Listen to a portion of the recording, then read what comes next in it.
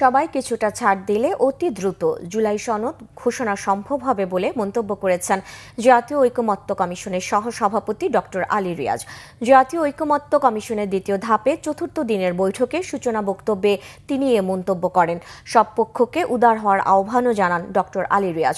রবিবার সকাল 11:30টার পর রাজধানীর ফরেন সার্ভিস একাডেমিতে ঐকমত্য কমিশন বৈঠক শুরু হয়। আজকের বৈঠকে প্রধানমন্ত্রীর মেয়াদ, সংবিধান ও রাষ্ট্রের মূলনীতি ও নির্বাচনী এলাকা নির্ধারণ নিয়ে আলোচনা হচ্ছে।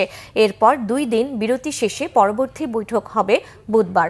জাতীয় ঐকমত্য কমিশন গত 20 মার্চ থেকে 19 মে পর্যন্ত 33টি রাজনৈতিক দল ও জোটের সঙ্গে 45টি অধিবেশনে সংলাপ করে। সেখানে অনেক বিষয়ে ঐকমত্য হলেও কমিশনের মৌলিক প্রস্তাবে দ্বিমত ছিল রাজনৈতিক দলগুলোর। সেসব প্রস্তাবে রাজনৈতিক দলগুলোর ঐকমত্যে পৌঁছাতে 2 মে থেকে দ্বিতীয় ধাপের সংলাপের উদ্বোধন করেন প্রধান উপদেষ্টা ও কমিশনের সভাপতি ডক্টর মোহাম্মদ ইউনূস।